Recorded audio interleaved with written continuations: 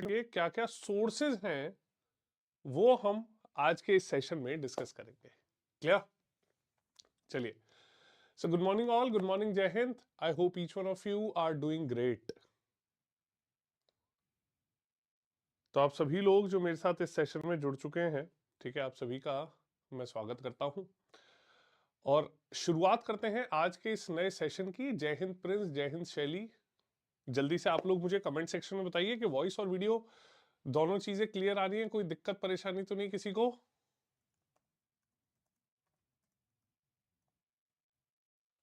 बताइए भाई।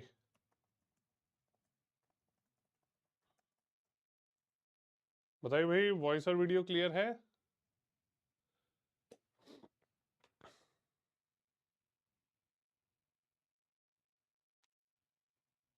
बताओ ये।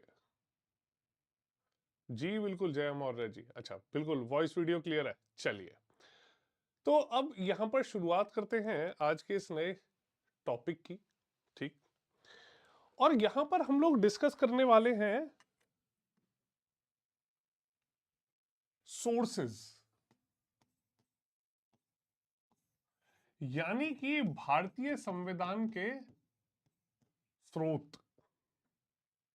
ठीक है, भारतीय संविधान के क्या क्या स्रोत रहे थे, ठीक है, वो हम लोग आज के इस सेशन में डिस्कस करेंगे। ठीक, और उसके साथ साथ प्रियम्बल क्या होता है, ठीक, प्रस्तावना भारतीय संविधान की, वो भी हम लोग डिस्कस करने वाले।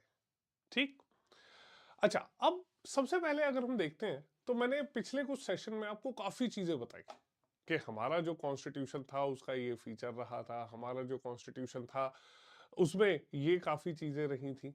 ठीक है, पर इंडियन कॉन्स्टिट्यूशन जो था उसमें अगर एक चीज देखी जाए तो मैंने पिछले सेशन में आपको बताया कि कैसे कॉन्स्टिट्यूएंट असेंबली सेटअप की गई। ठीक है, कैसे भारत का जो संविधान था वो किस प्रकार से स्थापित किया गया था।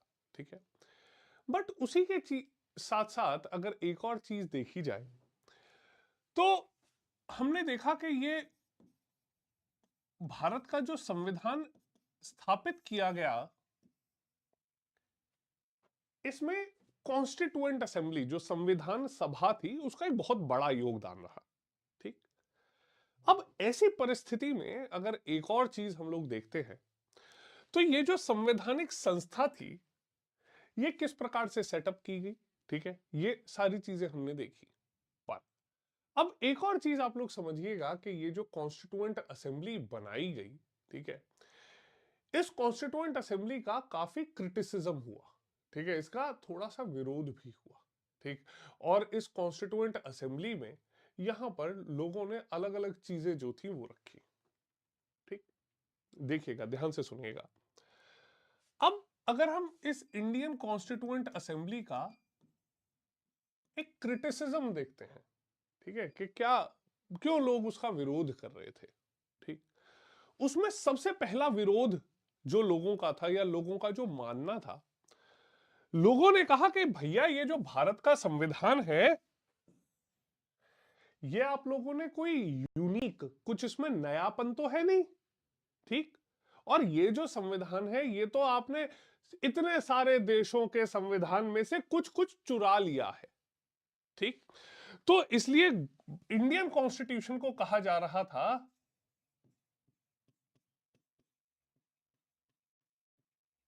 Bags of borrowing.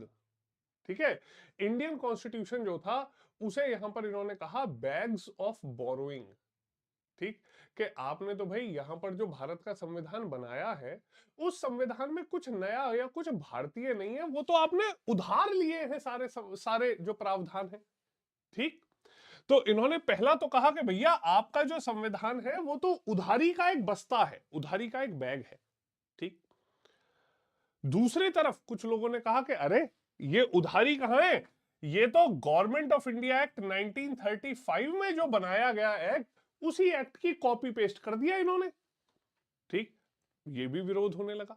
ठीक, और इन्होंने कहा कि भाई आपने ये जो सारी चीजें कि आप पिछले 100 साल से अंग्रेजों के खिलाफ आंदोलन कर रहे हो, पर यह संविधान क्या है, यह संविधान तो विदेशों के ही प्रावधान है जो आप अपने देश में लगा रहे हो। क्लियर?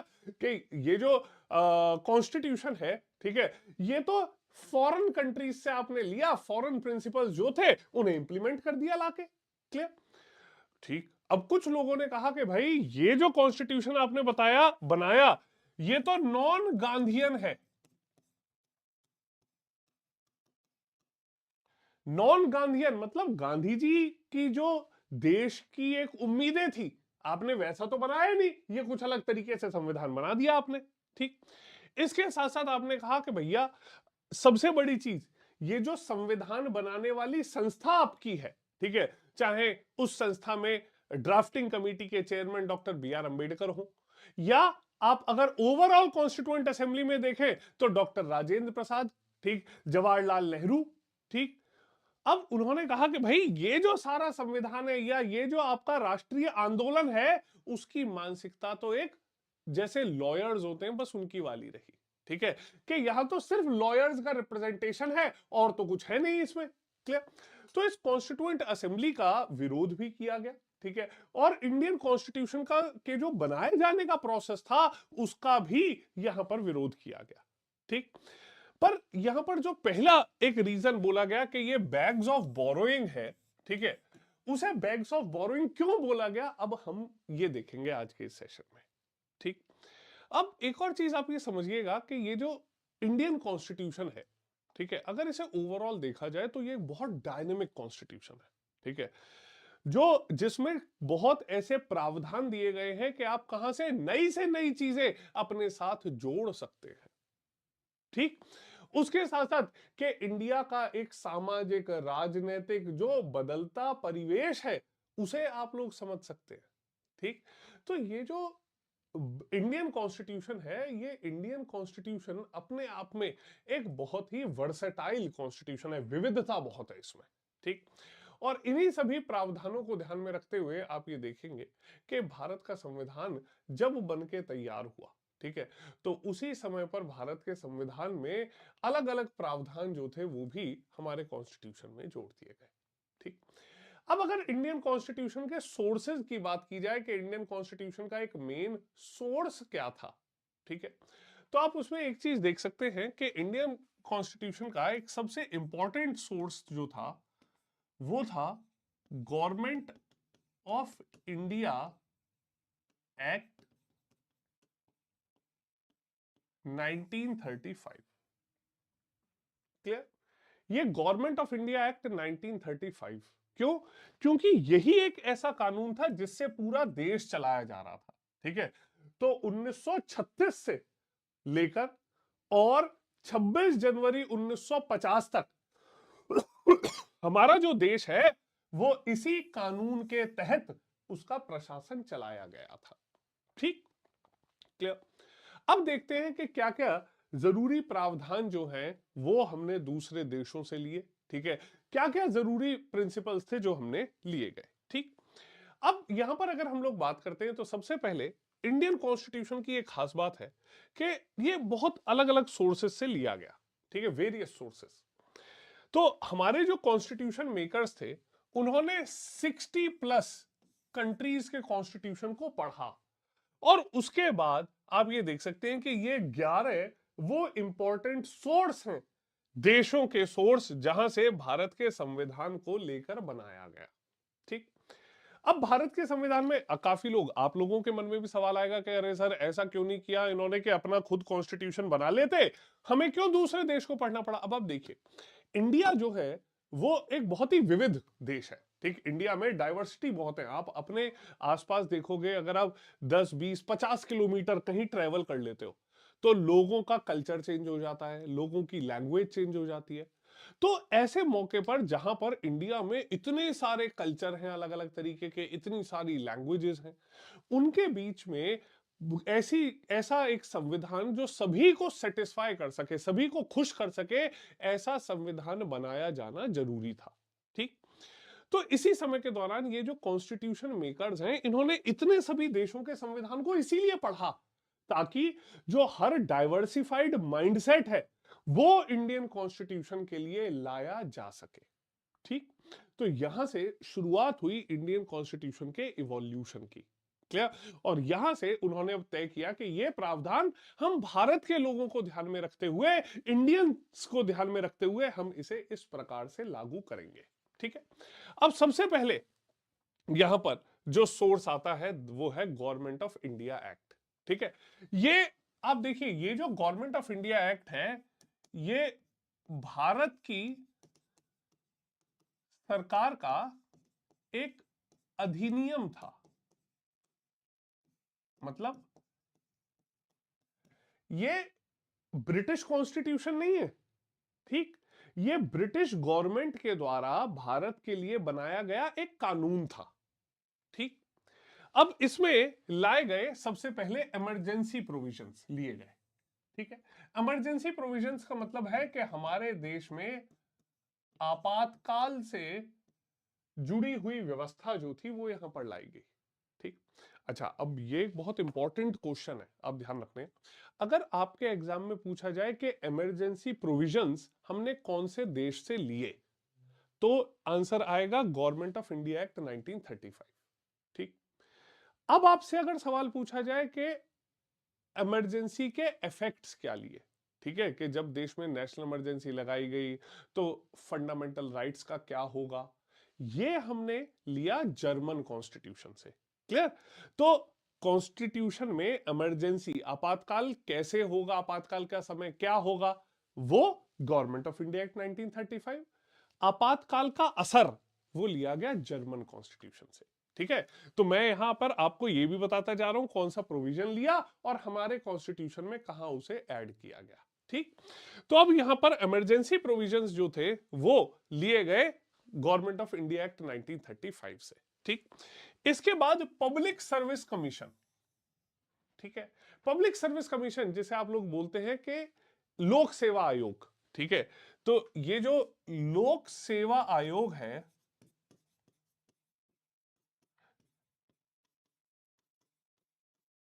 इसका भी प्रावधान गवर्नमेंट ऑफ इंडिया एक्ट से लिया गया। ठीक है। अब आप देखते हैं ना, आपके एनडीए का एग्जाम हो, सीडीएस का एग्जाम हो, ये सारे एग्जाम कंडक्ट कौन करता है? यूपीएससी। ठीक। सेंट्रल लेवल पर एक यूपीएससी है, स्टेट लेवल पर एक स्टेट पब्लिक सर्विस कमीशन है। ठीक। तो यहां पर कि एक सेंटर में यूपीएससी होगा, स्टेट्स में स्टेट पब्लिक सर्विस कमीशन होगा, यह लागू करने का प्रावधान आया गवर्नमेंट ऑफ इंडिया एक्ट 1935 से। ठीक। अब अगला आया जुडिशियरी। ठीक है। तो जुडिशरी आप ये देखेंगे कि यहां पर सवाल उठा कि ये न्यायपालिका,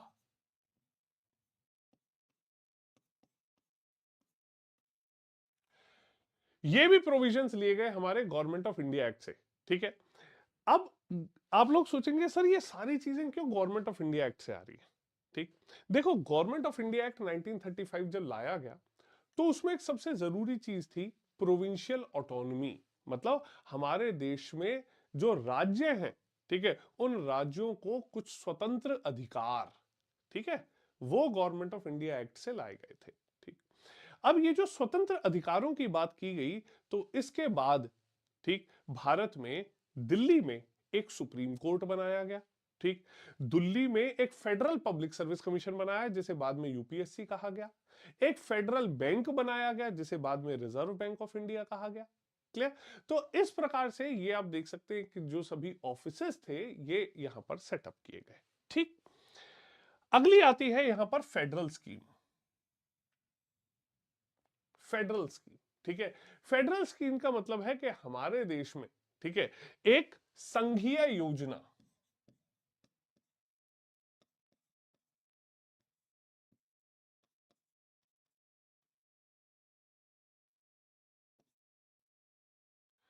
संघीय योजना, ठीक। Okay, just wait.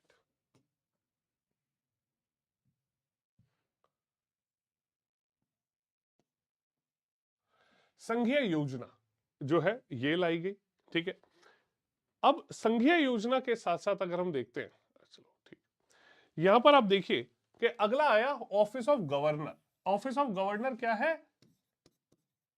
राज्यपाल। कि हर राज्य में राज्यपाल होगा। ठीक है, जो राज्यपाल केंद्र सरकार के हिसाब से काम करेगा वो यहां पर बताया गया। क्लियर। और इसके साथ साथ बाकी अगर आप देख सकते हैं कि और भी जो प्रशासनिक विवरण हैं वो यहां पर पेश किए गए। क्लियर। तो ये जो सभी प्रावधान है ये हमारे गवर्नमेंट ऑफ इंडिया एक्ट से लिए गए। क्लियर। अच्छा, आप लोग एक चीज ध्यान रखिएगा, ये अभी जो आज का टॉपिक है सोर्सेज का, ठीक है, तो इसलिए आज मैं सिर्फ आपको बता रहा हूं कि इस जगह से ये लिया गया। आगे आने वाले सेशन में ये सारी चीजें हम लोग और डिटेल में पढ़ेंगे। क्लियर। तो अभी आप ये ध्यान रखिए कि अभी तो हम ना सिर्फ कॉन्स्टिट्यूशन का एक इंट्रोडक्शन पढ़ रहे हैं। ठीक, अभी सिर्फ इंट्रोडक्शन है कॉन्स्टिट्यूशन का, अभी तो आगे आगे पूरी पॉलिटी चलेगी, कैसे कानून बनेगा, सारी चीजें मैं आपको बताऊंगा। ठीक, ओके।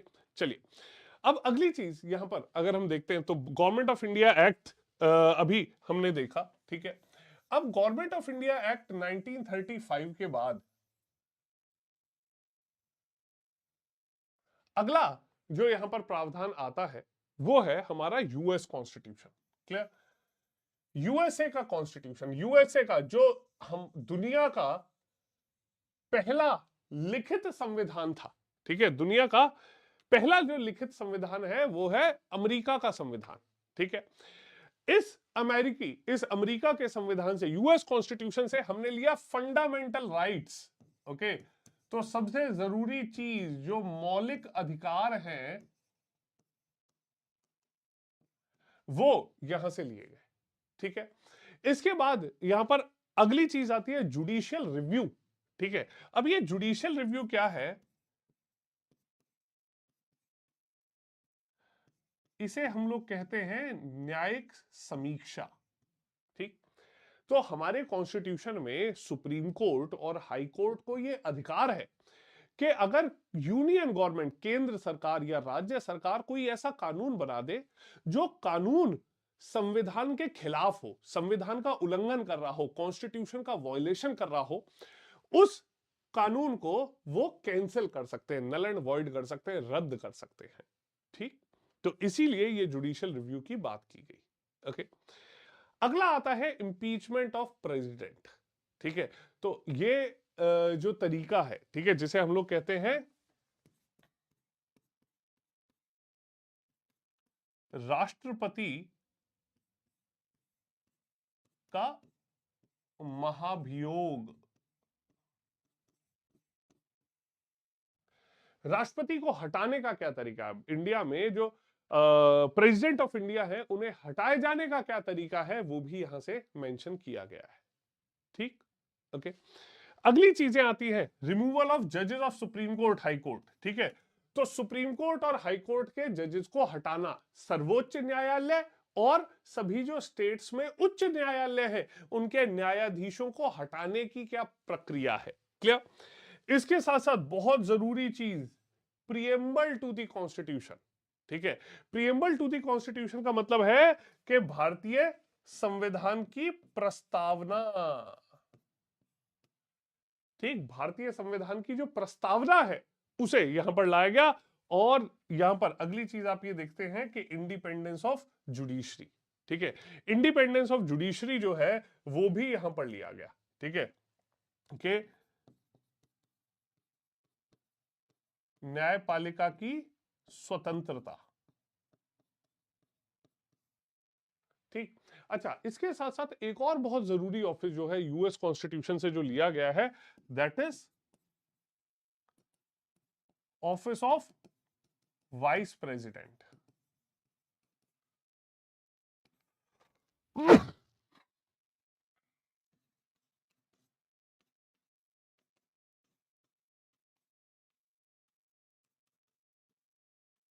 उपराष्ट्रपति का पद। ठीक है, अब इंडिया में आप देखेंगे कि जैसे इंडियन कॉन्स्टिट्यूशन में जो प्रेसिडेंट का ऑफिस है उसे तो हमने लिया है ब्रिटिश कॉन्स्टिट्यूशन से, क्योंकि ब्रिटेन में भी क्राउन होता है। ठीक है, राजा होते हैं, राजा की उतनी ही जिम्मेदारी है जैसे भारत में राष्ट्रपति की है। ठीक है, उसके बाद जो उपराष्ट्रपति का ऑफिस है उसका क्या काम होगा, वो भारत में बिल्कुल वैसा है जैसा यूएसए में वाइस प्रेसिडेंट का है। क्लियर।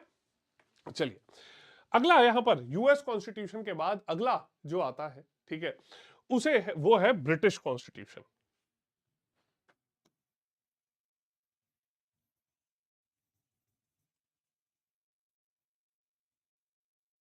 ठीक, ब्रिटिश कॉन्स्टिट्यूशन। अब ये जो ब्रिटिश कॉन्स्टिट्यूशन है, इस ब्रिटिश कॉन्स्टिट्यूशन में हमने सबसे जरूरी चीज ली है पार्लियामेंट्री फॉर्म ऑफ गवर्नमेंट। ठीक है, संसदीय सरकार। ओके, इसे हम लोग कहते हैं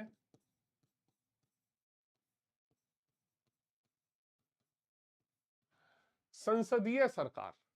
ठीक है, कि भारत में संसदीय सरकार का मतलब है कि इंडिया में हमेशा उस व्यक्ति की, उस पार्टी की सरकार बनेगी जो बहुमत में आएगी, जो मेजॉरिटी आएगी, जिसे सबसे ज्यादा सीट्स मिलेंगी। ठीक है, तो यहां पर ये जो पार्लियामेंट्री फॉर्म ऑफ गवर्नमेंट है, ये भी हमने ब्रिटिश कॉन्स्टिट्यूशन से लिया है। ठीक, इसके बाद अगला आता है रूल ऑफ लॉ।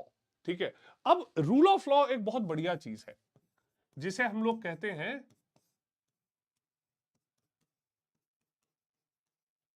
विधि का शासन।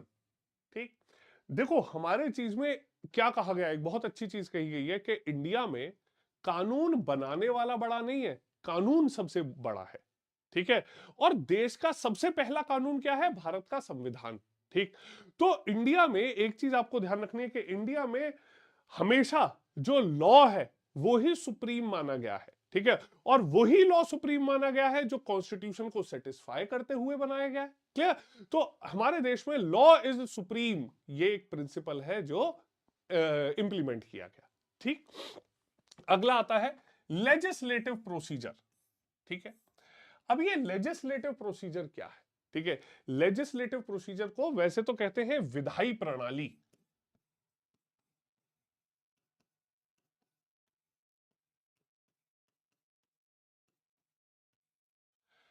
विधायी प्रणाली, विधायी प्रणाली का मतलब है कि भारत में कानून बनाने के क्या तरीके हैं वो तय किया गया है यहां से। ठीक है, अगला आता है कैबिनेट सिस्टम। आप कई बार कहते हैं ना कि प्रधानमंत्री ने अपनी कैबिनेट बैठक बुलाई। वो कैबिनेट क्या है?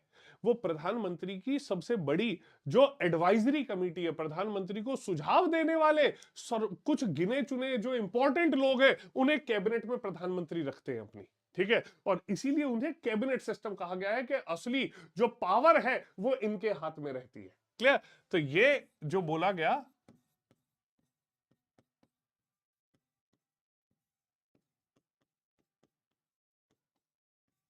कैबिनेट प्रणाली जो है वो यहां से ली गई। ठीक है, अगला आता है रिट ज्यूरिसडिक्शन। ठीक है, अब ये रिट ज्यूरिसडिक्शन जो है, ये इन्हें कहते हैं रिट के विशेषाधिकार।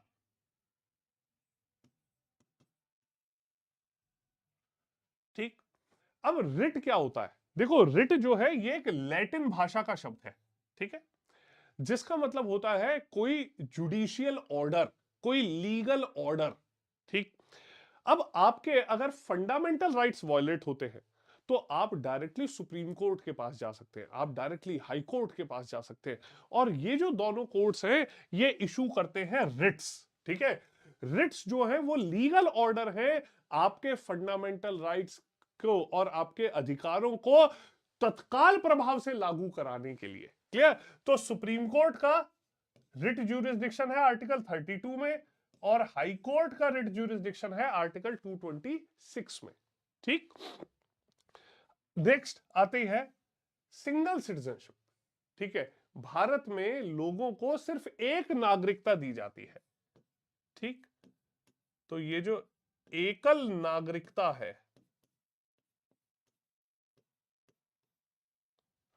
ये दी जाती है। एकल नागरिकता का मतलब है कि भारत में हर व्यक्ति जो है उसे सिर्फ भारत का सिटीजन बनाया जाएगा। ठीक है, उसे भारत के अलावा और किसी राज्य की नागरिकता नहीं लेनी। ठीक, और जो व्यक्ति एक भारत का नागरिक बन चुका है उसे कोई दूसरा देश भी नागरिकता नहीं दे सकता। क्लियर? तो ये सिंगल सिटीजनशिप का जो प्रावधान है वो भी यहां पर डाला गया है।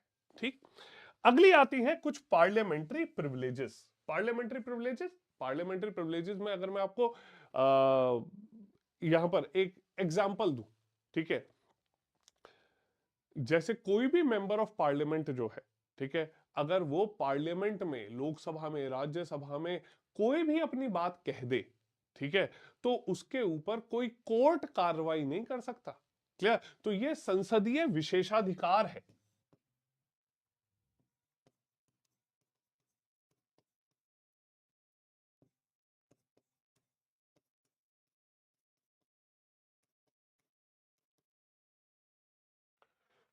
ये संसदीय विशेषाधिकार है जो भारत में दिया गया है। ठीक, तो ये एक बहुत जरूरी चीज है जिसे भारत के संविधान में जोड़ा गया है।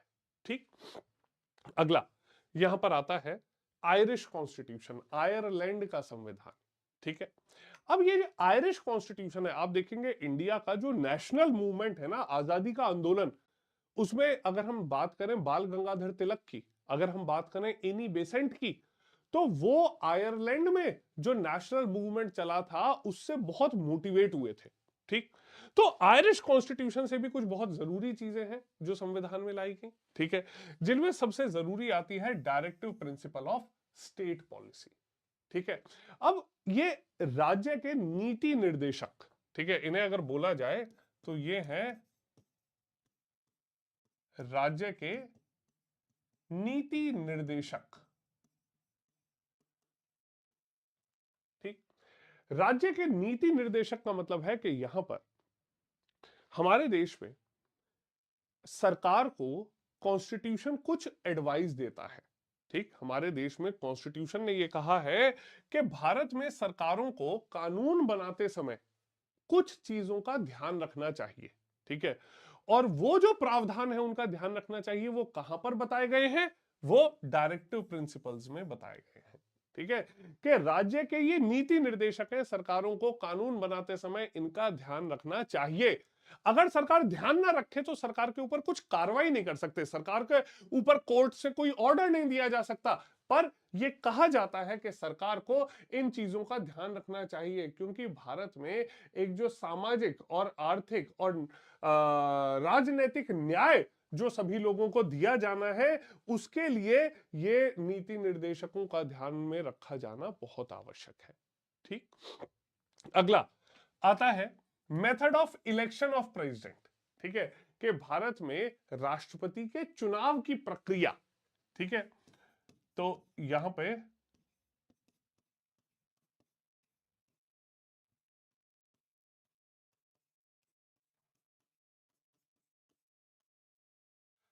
राष्ट्रपति के चुनाव की जो प्रक्रिया है वो यहां पर बताएगी। ठीक है, इनके बाद nomination of members to the Rajya Sabha. ठीक है, राज्यसभा के मेंबर्स का नॉमिनेशन। ठीक है, राज्यसभा के सदस्यों का नामांकन।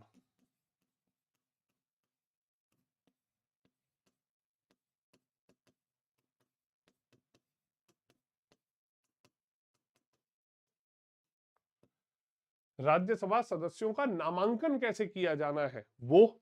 ठीक है, तो ये सभी जो प्रक्रियाएं हैं, क्योंकि राज्यसभा में तो डायरेक्ट मेंबर्स का चुनाव नहीं होता, क्लियर, तो उनका नामांकन कैसे किया जाना है वो यहां पर रखा गया है। ठीक है, आप लोग मुझे बता सकते हैं राज्यसभा में किनका नामांकन किया जाता है?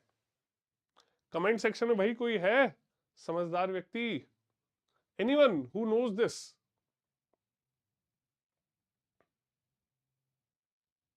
बता सकते हैं?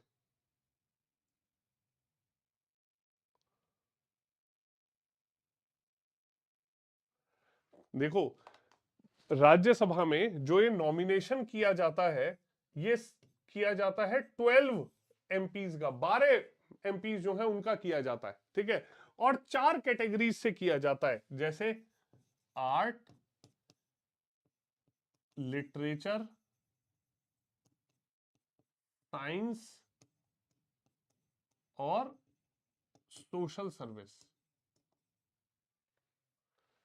ठीक है, आर्ट, लिटरेचर, साइंस और सोशल सर्विस। ठीक है, तो ये जो नामांकन है ये सिर्फ 12 इन कैटेगरी से किया जाता है। ठीक, ओके, तो आप देखते हैं सचिन तेंदुलकर, मैरी कॉम, हरभजन सिंह, ठीक, ये सभी लोग ये नामांकन किए गए जो नॉमिनेटेड 12 एमपीज हैं, ठीक है, उन 12 एमपीज का ही ये हिस्सा है। ठीक है, तो सचिन, हरभजन, ये सब सोशल सर्विस की कैटेगरी में इन्हें नॉमिनेट किया गया है। क्लियर? तो आप ये भी कह सकते हैं कि ये जो नामांकन का तरीका है, ये जो नॉमिनेशन का तरीका है, ये एक बैकडोर एंट्री है पार्लियामेंट का हिस्सा बनने की। ठीक, चलिए, अब यहां पर आयरिश कॉन्स्टिट्यूशन के बाद अगला आता है वीमार कॉन्स्टिट्यूशन ऑफ जर्मनी। ठीक है, तो यहां पर जर्मनी का वाइमार कॉन्स्टिट्यूशन, जर्मनी जर्मनी के संविधान को वाइमर वीमर कॉन्स्टिट्यूशन कहा गया है, प्रिंसिपल कहा गया है। ठीक है, तो यहां से सबसे जरूरी चीज ली गई suspension of fundamental rights during emergency. ठीक है, कि फंडामेंटल राइट्स जो हैं वो नेशनल इमरजेंसी जब लगाई जाती है तो उसमें फंडामेंटल राइट्स को कैसे निरस्त, कैसे रद्द किया जाएगा, वो यहां पर बताया गया है। ठीक, ओके। अब यहां पर आप लोग ध्यान रखिएगा कि ये जो फंडामेंटल राइट्स सस्पेंड किए जा रहे हैं, ठीक है, इन सभी फंडामेंटल राइट्स में आप एक चीज समझेंगे कि ये जो सभी फंडामेंटल राइट्स हैं, ठीक है, इसमें राइट्स को सस्पेंड किया जा सकता है एक्सेप्ट आर्टिकल 20 एंड आर्टिकल 21। ठीक है, आर्टिकल 20 और आर्टिकल 21 के अलावा सबको। क्लियर? तो ये यहां पर कहता है आपात काल में मौलिक अधिकारों का उल्लंघन, ठीक है, इसे यहां पर कहा गया है। ठीक, का निलंबन, बल्कि उल्लंघन नहीं, निलंबन।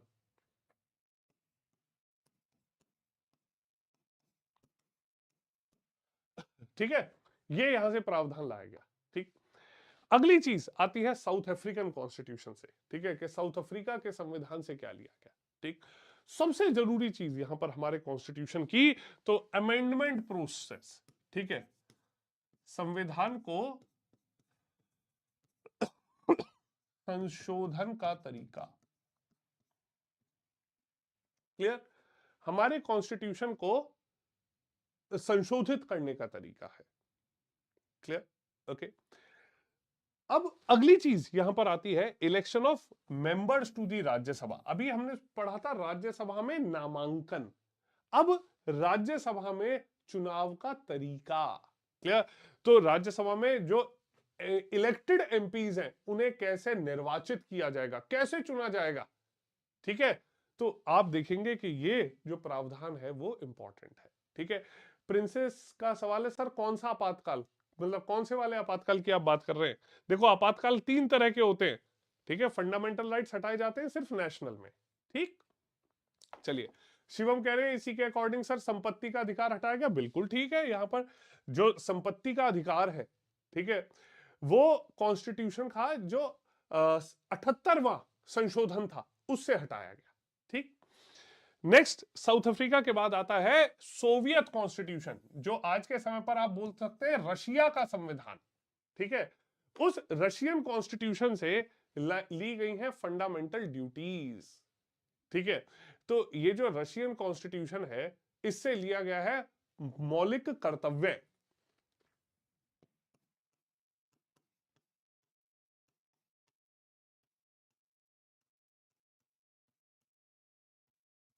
मौलिक कर्तव्य कि भारत में जो नागरिक हैं, सिटीजन्स हैं, उन्हें किन चीजों का कर्तव्य निभाना है, उन्हें कौन कौन से जिम्मेदारियां हैं जिन्हें पूरा करना चाहिए, वो लिया गया। ठीक है, इसके अलावा सोवियत कॉन्स्टिट्यूशन से आप ये देख सकते हैं कि न्याय के आदर्श जो हैं, ठीक है, आइडियल्स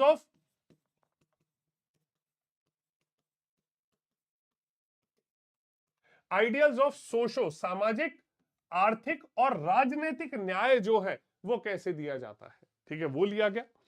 इसके बाद कैनेडियन कॉन्स्टिट्यूशन, कनाडा का संविधान जो है। ठीक है, अब देखिए कि कैनेडियन कॉन्स्टिट्यूशन जो है, ठीक है, इससे तो बहुत जरूरी चीजें ली गई। ठीक है, पहला, फेडरलिज्म विद स्ट्रॉन्ग सेंटर। ठीक है, एक मजबूत केंद्र के साथ संघीय प्रणाली। ठीक,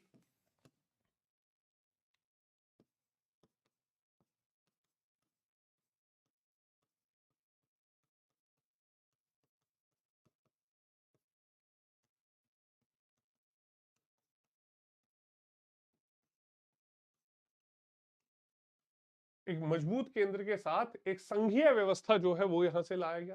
ठीक है, इसके बाद दूसरी चीज लाई गई advisory jurisdiction of supreme court, ठीक है, सर्वोच्च न्यायालय का सलाह देने का अधिकार, ठीक है। तो सर्वोच्च न्यायालय जो है, सुप्रीम कोर्ट जो है, वो एडवाइस किसे देता है? प्रेसिडेंट ऑफ इंडिया को, ठीक। तो प्रेसिडेंट ऑफ इंडिया को कैसे सुझाव दे सकता है, ठीक, ये यहां पर मेंशन किया गया, ठीक। अगला आता है appointment of governor by the centre, ठीक है, कि भारत में राज्यपाल की नियुक्ति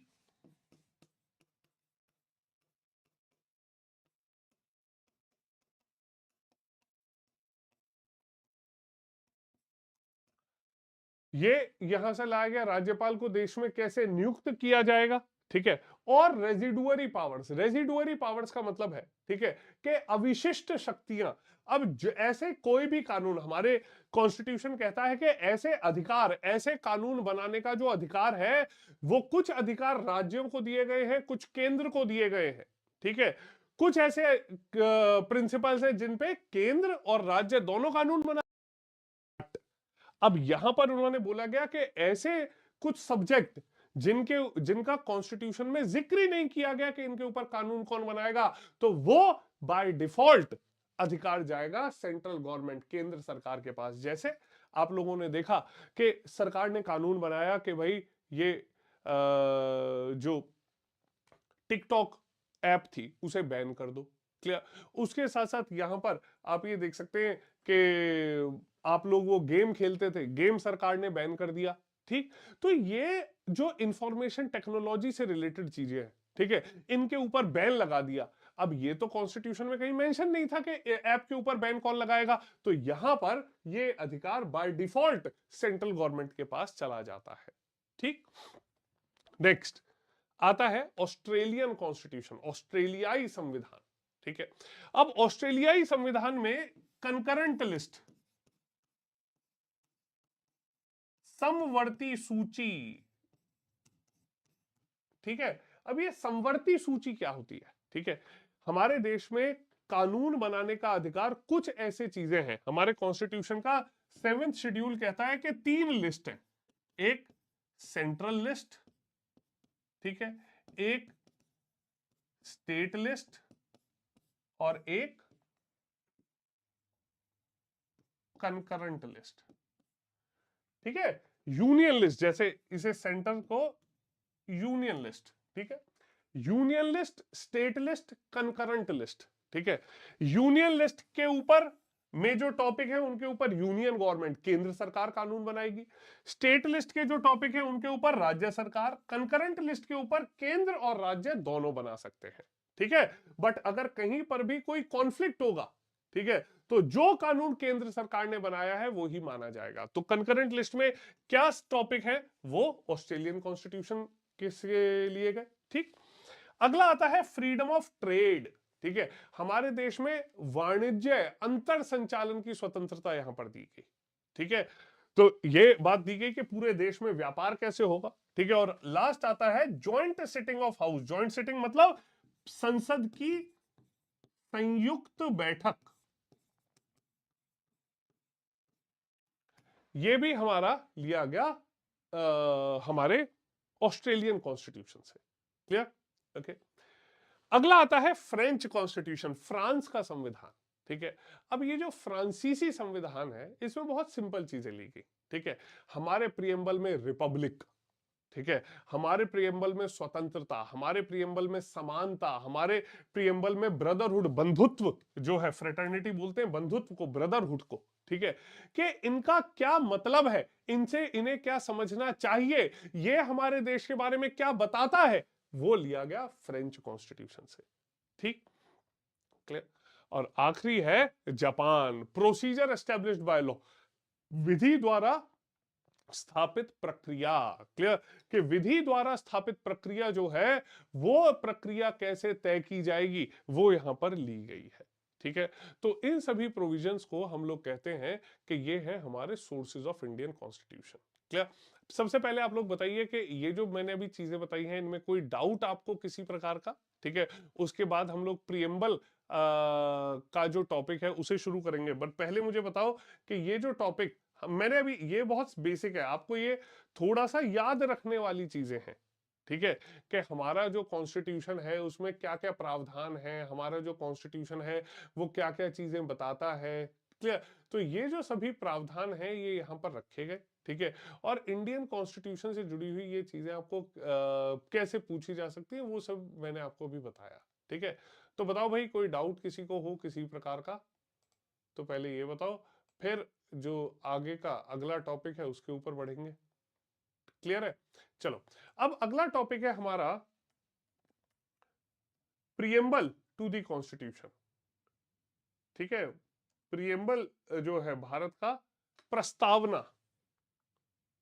ठीक, अच्छा, अब ये जो प्रियम्बल है, ठीक, इसे कई बार हम लोग बात करते हैं कि ये जो संविधान में प्रस्तावना है ये आखिर है क्या।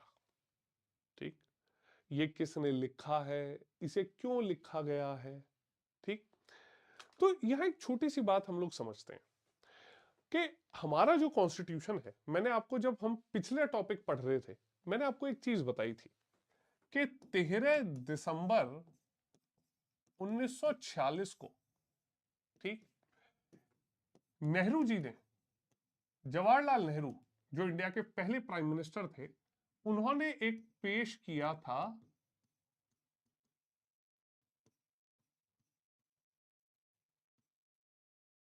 Objective resolution. क्लियर?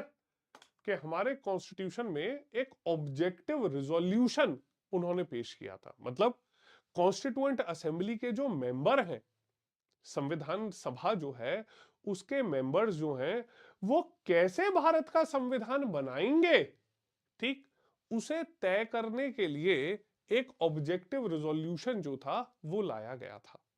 ठीक, अब ये जो ऑब्जेक्टिव रिजोल्यूशन है, ये जो लाया गया है, ठीक है, इस ऑब्जेक्टिव रिजोल्यूशन में ये सारी गाइडलाइंस दी गई कि भारत के लोगों को क्या उम्मीदें हैं आपसे। ठीक है, आपको संविधान बनाते समय किन चीजों का ध्यान रखना चाहिए, तो ये सभी चीजें इसमें डाली गई। क्लियर? अब जब ये सभी चीजें इसमें डाल दी गई, तो उसके बाद जब कॉन्स्टिट्यूशन बनके तैयार हो गया, तो ये देखा गया कि अरे भैया, हमारे कॉन्स्टिट्यूशन को तो असली रास्ता इस ऑब्जेक्टिव रिजोल्यूशन ने दिखाया है। क्लियर? तो ऑब्जेक्टिव रिजोल्यूशन जो था, जो नेहरू जी ने पेश किया, वो ही सेम ऑब्जेक्टिव रिजोल्यूशन बाद में हमारे कॉन्स्टिट्यूशन का हिस्सा बना दिया गया in the form of preamble. Clear? तो अगर आपसे एग्जाम में सवाल पूछा जाए कि ये प्रियम्बल किसके द्वारा लाया गया, तो ये प्रियम्बल तो नेहरू जी लाए थे। ठीक, तो यहां पर आपको ध्यान रखना है कि ये ऑब्जेक्टिव रिजोल्यूशन क्या है। ठीक है, तो हमारे कॉन्स्टिट्यूशन की जो उद्देश्य प्रस्ताव था, ठीक है, ऑब्जेक्टिव रिजोल्यूशन कहते हैं उद्देश्य प्रस्ताव को। ठीक है, ये उद्देश्य प्रस्ताव को ही बाद में प्रस्तावना कहा जाता है। ठीक, समझ आ रही है बात? तो आप लोगों को ये जो चीजें हैं ये समझनी है कि ये प्रियम्बल क्या है, क्यों लाया गया है। ठीक, अच्छा, अब ये एक बार प्रियम्बल हम लोग देखते हैं कि ये है क्या। अब आप देखिए, आप कभी भी अपनी जो बुक्स पढ़ते थे, जो सीबीएसई स्कूल्स में एनसीईआरटी की बुक्स थी, उनके पहले पेज पे लिखा होता था preamble, we the people of India having solemnly resolved to constitute India into a sovereign, socialist, secular, democratic republic, and to secure to all its citizens justice, social, economic, political, liberty, thought, expression, belief, faith, worship, equality, status, and opportunity, and to promote amongst them all fraternity, assuring the dignity of individual and unity and integrity of the nation. In our constitution, this 26th day of November 1949, we hereby adopt, enact and give to ourselves this constitution of India. Clear? Hindi में देखते हैं एक बार क्या है। भारत की प्रस्तावना कहती है, हम भारत के लोग भारत को एक संपूर्ण प्रभुत्व संपन्न, समाजवादी, पंथ निरपेक्ष, लोकतंत्रात्मक गणराज्य बनाने के लिए तथा उसके समस्त नागरिकों को सामाजिक, आर्थिक और राजनीतिक न्याय, विचार, अभिव्यक्ति, विश्वास, धर्म और उपासना की स्वतंत्रता, प्रतिष्ठा और अवसर की, समता प्रभाव प्राप्त करने के लिए तथा उन सब में व्यक्ति की गरिमा और राष्ट्र की एकता और अखंडता सुनिश्चित करने वाली बंधुता बढ़ाने के लिए दृढ़ संकल्प होकर अपनी इस संविधान सभा में आज तारीख 26 नवंबर 1949 ईस्वी मार्गशीर शुक्ल सप्तमी संवत 2006 विक्रमी को एतद द्वारा इस संविधान को अंगीकृत अधिनियमित और आत्मसमर्पित करते हैं। ठीक, तो ये बेसिकली बताया क्या क्या। ठीक है, अब सवाल तो ये उठता है ना कि ये जो कॉन्स्टिट्यूशन में ये प्रियम्बल है ये क्या बताता है कॉन्स्टिट्यूशन के बारे में। ठीक, तो ये प्रियम्बल जो है वो कुछ भारत के कॉन्स्टिट्यूशन को डिफाइन करता है। ठीक, आप कई बार किताबें पढ़ते हैं, किताब आप कोई भी बुक पढ़िएगा, आप कोई नॉवल पढ़िएगा, उस नॉवल के स्टार्टिंग में लिखा हुआ है प्रीफेस, फॉरवर्ड। ठीक है, जो ब्रीफ में बताता है कि इस किताब के अंदर क्या है। ऐसे ही ये जो प्रियम्बल है ये बताता है कि आप जो आगे कॉन्स्टिट्यूशन खोलने वाले हो उस कॉन्स्टिट्यूशन में अंदर क्या है। ठीक, तो यहां पर ये प्रियम्बल कहता है कि we the people of India. ठीक है, तो we the people of India से क्या बोला गया कि हमारे कॉन्स्टिट्यूशन का सोर्स क्या है।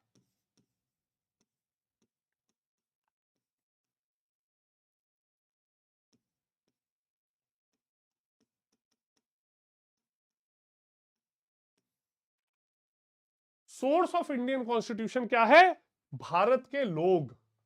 ठीक है, भारत के जो लोग हैं वो ही हमारे कॉन्स्टिट्यूशन की असली पावर है, वो ही हमारे कॉन्स्टिट्यूशन का असली सोर्स है।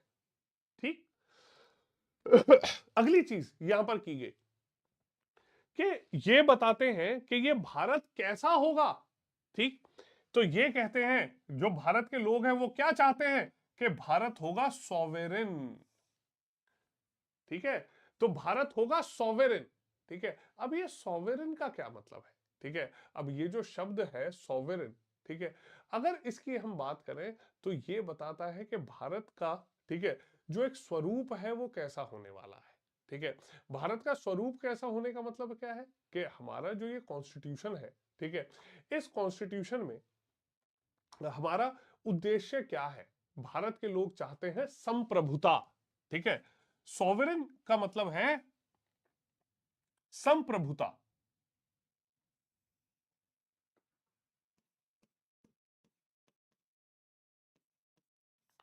संप्रभुता, अब संप्रभुता क्या कहता है कि ये कहता है कि इंडिया जो है वो किसी दूसरे देश के ऊपर डिपेंडेंट नहीं है, इंडिया किसी दूसरे देश के ऊपर निर्भर नहीं है। इंडिया जो है वो अपने लिए स्वयं डिसीजन ले सकता है, इंडिया अपने लिए खुद कानून बना सकता है और कोई और देश नहीं है जिसका कानून भारत पे लागू होगा। क्लियर, तो भारत को संप्रभुता जो है वो यहां पर दी गई है। क्लियर, अगली चीज बोली गई सोशलिस्ट। अब ये जो भारत देश है इसमें सबसे जरूरी चीज क्या है? समाजवाद। ठीक है, तो समाजवाद जो है आप देखिए कि भारत में एक अच्छी बात क्या है, ठीक है, कि जमीन हो, पूंजी हो, ठीक है, वो कोशिश की गई है कि देश के सभी लोगों के बीच में बांटी जाए। ठीक है, तो एक सामाजिक तौर पे एक यहां पर सोशलिस्ट सामाजिक तौर पर सभी को ज्यादा से ज्यादा बराबर बनाने का प्रयास किया जा रहेगा। ठीक, सेक्युलर भारत जो है वो धर्म निरपेक्ष है। ठीक, धर्मनिरपेक्ष। क्लियर, अब धर्मनिरपेक्ष का मतलब क्या है? सेक्युलर का मतलब कि हमारे देश का कोई एक धर्म नहीं है। ठीक, हमारे देश में कोई भी व्यक्ति जो धर्म फॉलो करना चाहे वो धर्म फॉलो कर सकता है। ठीक, इसके साथ साथ भारत जो है उसका एम क्या है? लोकतंत्र, डेमोक्रेटिक।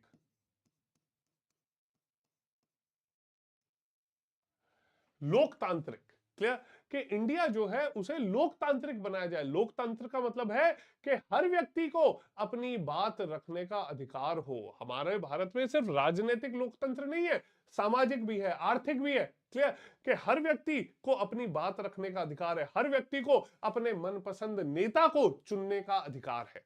ठीक, और इसके साथ अगली चीज बनाई गई कि भारत क्या है? भारत है एक गणतंत्र। ठीक, गणतंत्र का क्या मतलब है? कि भारत के जो हेड हैं, ठीक है, भारत के जो सबसे ऊंचे स्थल पर बैठते हैं, जो सबसे ऊंचे स्थान पर बैठते हैं, वो लोगों के द्वारा चुने गए हैं। क्लियर? तो भारत में जैसे हम लोग बात करते हैं, इसमें एक चीज आप समझिए कि इंडिया में, ठीक है, कोई राजा नहीं है, कोई मोनार्की नहीं है, लोगों को अपना राजा चुनने का अधिकार है। क्लियर? तो अब ये जो सभी चीजें बताई गई हमारे प्रियम्बल में, वो क्या बताती है? ये सभी चीजें बताती हैं नेचर ऑफ इंडिया। क्लियर? तो इन्होंने बताया इंडिया कैसा होगा? India sovereign socialist secular democratic Republic होगा। भारत संप्रभुता, समाजवाद, धर्मनिरपेक्ष, लोकतंत्र और गणतांत्रिक देश होगा। समझ गए?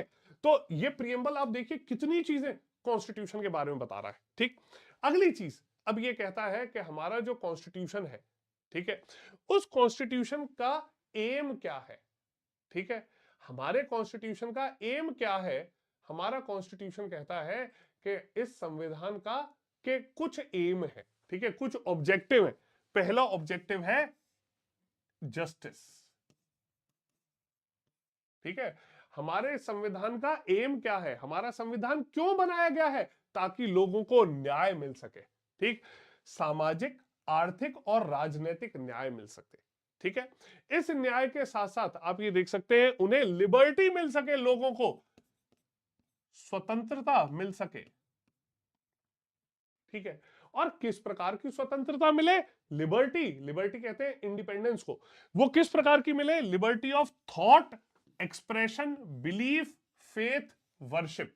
क्लियर? लिबर्टी ऑफ थॉट, आप कुछ भी सोच सकते हैं। ठीक है, लिबर्टी ऑफ एक्सप्रेशन, आप अपनी बात को कैसे भी आगे रख सकते हैं। लिबर्टी ऑफ बिलीफ, आप कोई भी यहां पर एक प्रकार से जो न्याय है वो रख सकते हैं। जो बिलीफ, जो आपकी सोच है, आप उसे रख सकते हैं। फेथ, आप किसी भी धर्म को अपना सकते हैं।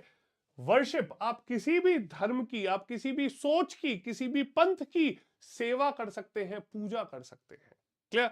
तो आप ये देख सकते हैं कि हमारे देश में जो संविधान है वो आपको सभी प्रकार के न्याय के साथ साथ ये जो एक प्रकार के आप ये देख सकते हैं ना इंडिपेंडेंस, वो भी प्रोवाइड करता है। क्लियर? इसके बाद यहां पर हमारे देश के कॉन्स्टिट्यूशन का एम क्या है? इक्वालिटी लाना, कि हर व्यक्ति जो है उसका जो स्तर है वो बराबर किया जा सके। ठीक है, हर व्यक्ति की स्थिति को बराबर लाए जाने का प्रयास किया जा सके। क्लियर? हर व्यक्ति जो है वो किसी न किसी प्रकार से अपनी जो क्षमता है उसके प्रति आगे बढ़े और किसी भी व्यक्ति को एक्स्ट्रा स्पेशल पावर नहीं दी गई। क्लियर? तो यहां पर आप ये देख सकते हैं कि ये जो लिबर्टी, इक्वेलिटी और फ्रेटर्निटी है, ये बताते हैं objectives of Indian constitution.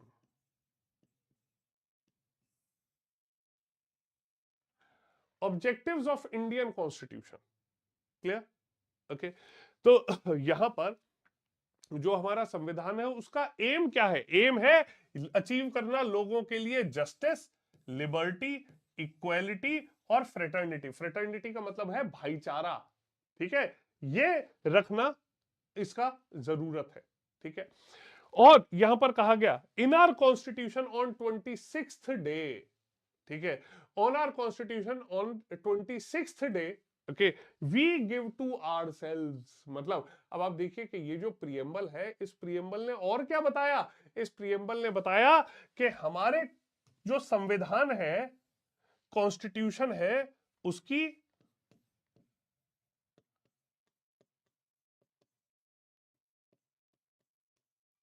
Date of adoption क्या है।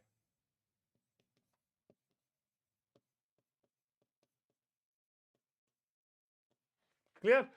कि हमारे कॉन्स्टिट्यूशन की डेट ऑफ एडॉप्शन क्या है, वो डेट ऑफ एडॉप्शन यहां से तय की गई। क्लियर? तो हमारा जो कॉन्स्टिट्यूशन है, उस कॉन्स्टिट्यूशन में क्या क्या प्रावधान लाए जा सकते हैं, वो सब यहां पर तय कर दिए गए। Clear? Clear? So this is preamble of the constitution. Clear? समझ आया प्रीएम्बल क्या है? अब सवाल ये उठता है कि आपको अपने मन में कुछ सवाल उठते हैं कि हमारे कॉन्स्टिट्यूशन के कितने प्रीएम्बल है। तो ध्यान रखिएगा कि कॉन्स्टिट्यूशन का सिर्फ एक ही प्रीएम्बल है। ठीक? अगला सवाल उठता है, ये प्रीएम्बल क्या है? प्रीएम्बल है इंट्रोडक्शन टू दी कॉन्स्टिट्यूशन।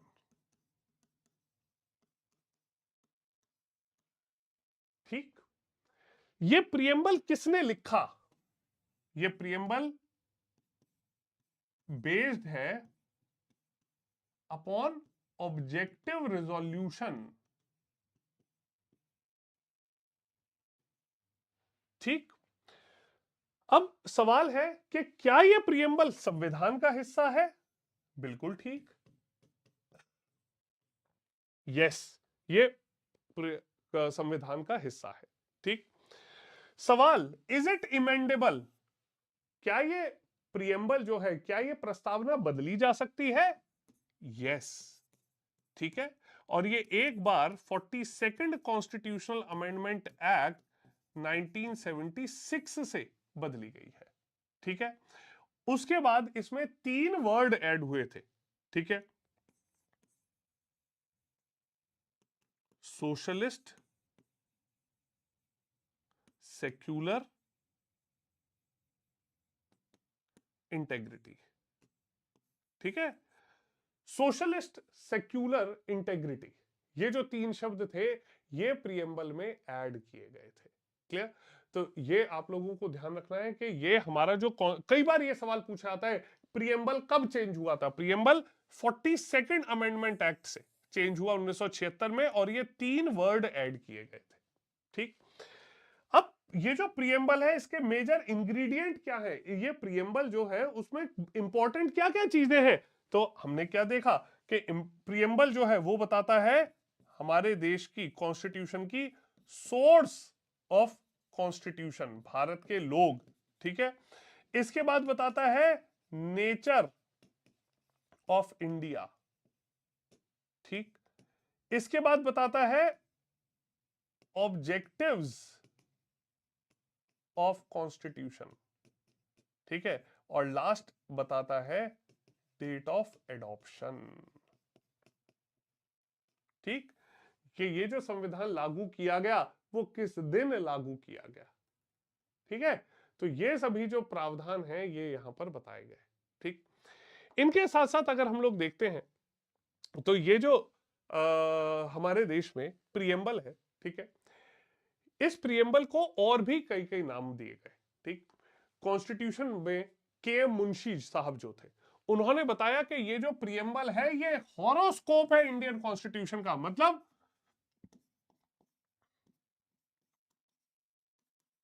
संविधान की कुंडली। ठीक है? भारत के संविधान की जन्म कुंडली है ये। ठीक? अगली चीज, ठाकुरदास भार्गव ने कहा है कि ये सोल है इंडियन कॉन्स्टिट्यूशन का। ठीक है? ये भारत के संविधान की आत्मा है। ठीक? ऐसे ही एक बहुत बड़े ज्यूरिस्ट हुआ करते थे, N.A. पालखी वाला। ठीक है? उन्होंने कहा है कि ये आइडेंटिटी कार्ड है इंडियन कॉन्स्टिट्यूशन का। ठीक है? कि इंडियन कॉन्स्टिट्यूशन की जो आइडेंटिटी है वो इस प्रीएम्बल से ही है। क्लियर? तो ये अलग अलग बातें जो हैं वो प्रीएम्बल के बारे में बताई गई है। ठीक? शिवम ने एक बार सेशन के बीच में एक क्वेश्चन पूछा था कि सर संविधान का अधिकार हटाया गया था, तो संविधान का अधिकार, तब मैंने बोल दिया 78वां संशोधन। नहीं, 78वां नहीं, वो 1978 था, 44वां संशोधन। अभी लिखते समय मुझे ध्यान आया कि मैंने उसमें 78वां बता दिया, पर वो 44वां था 1978 में। ठीक है? चलिए, तो ये सारी चीजें हैं प्रीएम्बल के बारे में। ठीक? आपको प्रीएम्बल से कोई डाउट अगर हो तो बताइए प्लीज, बताइए भाई। अभी तक हमने जो टॉपिक पढ़े उनमें कोई डाउट हो तो बताइए। कार्तिक पूछ रहे सर हिस्ट्री की प्रैक्टिस कब होगी? कार्तिक जी अगली 4 से 5 क्लास में, ठीक है, हिस्ट्री खत्म हो जाएगी। ठीक है, उसके बाद मैं आपको डेली प्रैक्टिस और रिवीजन यही कराऊंगा। ठीक, तो आप बिल्कुल चिंता मत कीजिए, सब आपको डिटेल में मिलेगा, रिवीजन भी मिलेगी, प्रैक्टिस भी मिलेगी। ठीक, चलिए और बताइए भाई, कोई डाउट किसी को किसी प्रकार का? आज के सेशन में हमने कोई भी चीज पढ़ी है उसमें कोई डाउट हो तो प्लीज बताइएगा मुझे।